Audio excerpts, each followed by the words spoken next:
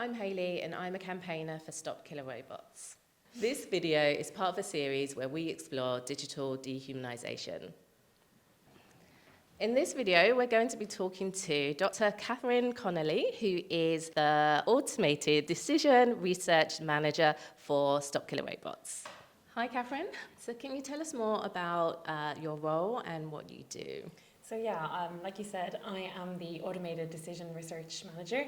So the Automated Decision Research team, that's myself and my colleagues Gugu and Sai, we are the monitoring and research team for Stop Killer Robots. So we monitor state support for a legally binding instrument on autonomous weapons. So that's new international rules on autonomous weapon systems. And we also conduct research and analysis on developments in autonomy in warfare and other related areas. And is all autonomy bad? No, not all autonomy is bad. So what we're really concerned about is digital dehumanization and autonomous weapons.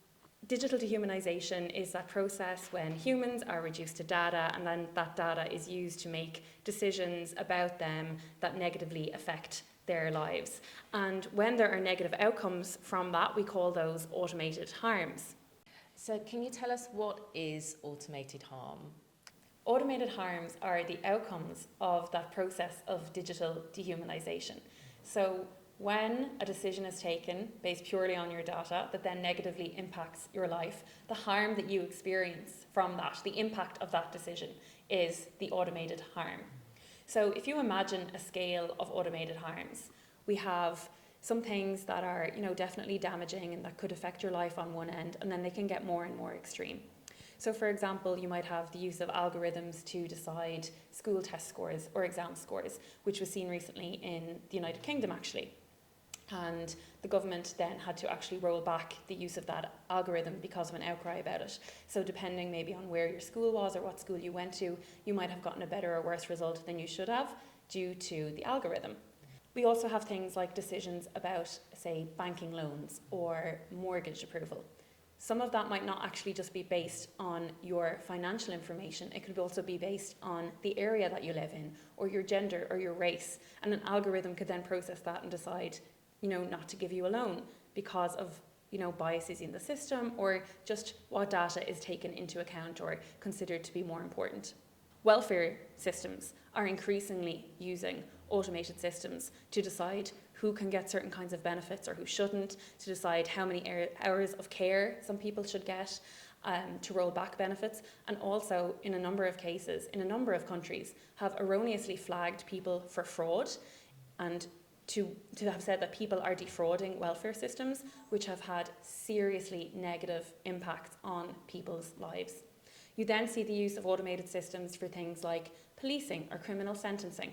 So where we might have facial recognition systems be used by police forces and the wrong people are identified and arrested, or where these automated systems are recommending heavier sentences from, people from different income areas. So people from a lower income area, a sentence might be recommended for them that's longer than somebody for the same crime from a higher income area. Or because you were black, you might get a higher sentence recommended than if you were a white person, for example. We can also see then with autonomous weapons is we're right at the end of that scale of automated harm. So in all of those cases, we see a deprivation of dignity and that your human rights are affected. With autonomous weapons, you're at the very extreme scale, as I said, of automated harms, and the automated harms that come from the digital dehumanization process of autonomous weapons is injury or death.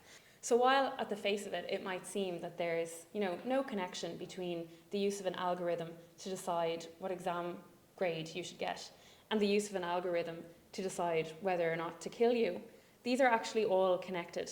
And these kinds of decisions are playing more and more of a part in all of our lives. We increasingly see the use of things like facial recognition systems, not just by police forces and for border control, but also at shop scanners, at tills, you see now facial recognition systems being used, for example.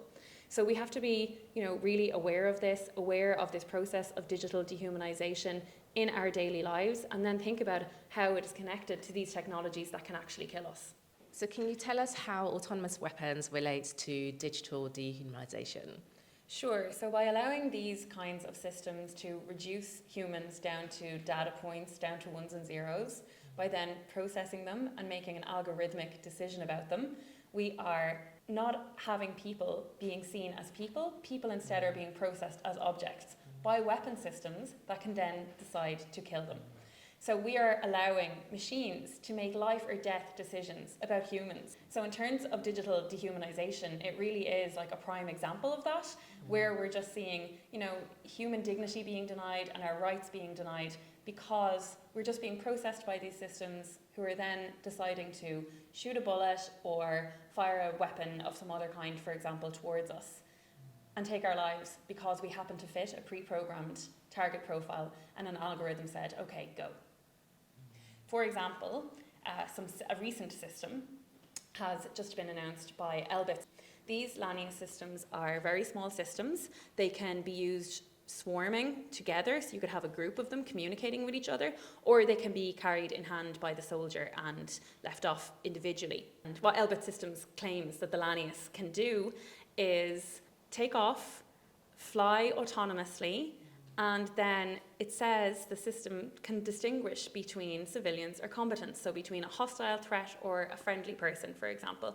There's no information about what kind of data these systems have been trained on. There's no information about who has been labeling this data. We don't know how these systems can distinguish between a hostile person or a friendly person. It seems to show that the system is classifying someone as a hostile threat based on whether they have a gun. But how sophisticated is the system being used there? What if you're carrying something else that the system mistakes for a gun, right? We shouldn't have these systems deciding whether or not you are a threat based on these pre-programmed target profiles and based on this sensor information that it gets in, and then deciding based on that, okay, that's a threat, so yes, I'm going to fire. So at the moment, the producers of the weapons are sort of regulating themselves. Yes, exactly. So it's totally up to the manufacturers and the producers of these weapons as to what their weapons can and cannot do. There are no rules in existence to say that a state can't use autonomous weapons. It doesn't exist. So we are putting our trust in these arms manufacturers that they will not allow a weapon to decide for themselves if a human lives or dies. For the most part, weapons manufacturers are saying, okay, for decisions about the use of lethal force, a person will have to approve that decision. But all it takes to change that is a software change. That's all it takes. We've already had a major weapons manufacturer, Rheinmetall, and one of their employees told journalists at a recent American defense exhibition that they can manufacture systems that can be completely and fully autonomous, and that if their client is happy from a Geneva Convention standpoint or from any kind of international standpoint, that it's fine for a machine to take that decision and that they don't need a human involved in making that decision, they can do that. And what they've said is that for the moment, clients want to have a human in the loop and they want to have a man in the loop. But in 2 or 3 years, that might change. So again, this really demonstrates why we need states to make new legally binding rules so that, a state can't just decide, okay, we're just going to let these machines off to make these decisions themselves and people actually don't need to be involved in these life or death decisions. That's terrifying. And also we've all seen programs and films and series. I'm thinking of Black Mirror. How close are we to that being our reality?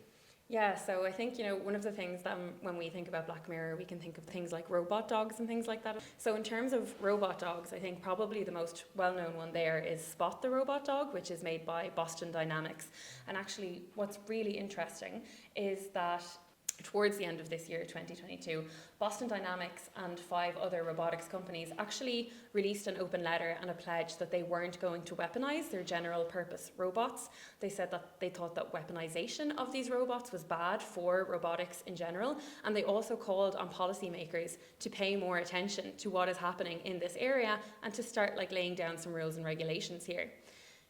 Meanwhile, there's a company called Ghost Robotics who also have a robot dog. They're actually in some kind of like legal situation with Boston Dynamics at the moment for infringing on a patent there, but Ghost Robotics do allow their systems to be armed. So the video that people might have seen of the Ghost Robotics dog is one of those robots with a gun mounted on its back, and Ghost Robotics have said themselves that they're not going to dictate to their customers what they can or can't do once they acquire these robots. So again, this just really shows the need for regulation of these systems.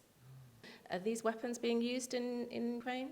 So yeah, we've seen various reports of weapon systems with various autonomous functions or features being used in Ukraine. So some of the systems of concern are the Shahed 136, which is a loitering munition system made in Iran that Russia have been using. They are pre-programmed to travel to a certain location, maybe using GPS, for example, or if a system like this has a camera on it and it has, says we're going to target a building that fits this, it'll fly into that and crash. There are others then as well. So one that is made by the Kalashnikov group, the KUB-BLA, which apparently also has some kind of autonomous capabilities, possibly some kind of target recognition. And again, it would, match to a pre-programmed target and then fly directly into that to explode. So yeah, we're seeing numerous reports of systems like these, and it's only getting more and more frequent. Who's speaking out about these weapons apart from the campaign? Who's talking about the ethics? Lots of people, and lots of international groups. So groups like the International Committee of the Red Cross have, said that there is an urgent need for new international legally binding rules on autonomous weapons. The UN Secretary General has said that these kinds of systems are absolutely abhorrent and morally repulsive and shouldn't be allowed, and that states should work together for an international instrument. We also have, various religious leaders and bodies. The Holy See, for example, has said that they would like to see a moratorium on the development of autonomous weapons. And then we also have campaigners like yourselves and campaigners all over the world who are involved in speaking out against these kinds of weapon systems and allowing machines to make life or death decisions. And in your opinion, or in the campaign's opinion, what's next? What needs to happen? So what we want to see and what we think should happen next is we think states need to stand up and say, okay, we're going to start negotiating now for new international legally binding rules on autonomous weapons. And what we want from these rules are prohibitions on systems that cannot be used with meaningful human control, prohibitions on systems that are specifically designed to target people, and then regulations on all other kinds of autonomous weapons systems. So the majority of states in discussions at the Convention on Certain Conventional Weapons at the UN in Geneva support the negotiation of international rules, but discussions there and any progress there is being blocked by a small number of states. So we're not going to see the kind of rules and regulations that we need come from that forum because of that consensus rule. So states now need to look elsewhere, they need to take the talk somewhere else, and they urgently need to start discussions in this and on these kinds of systems. So if you want to take action to stop killer robots, the first thing you can do is like, share, and subscribe to these videos. It really helps get us out there. If you want to know more, visit stopkillerrobots.org/take-action to sign our petition or contact your political representative.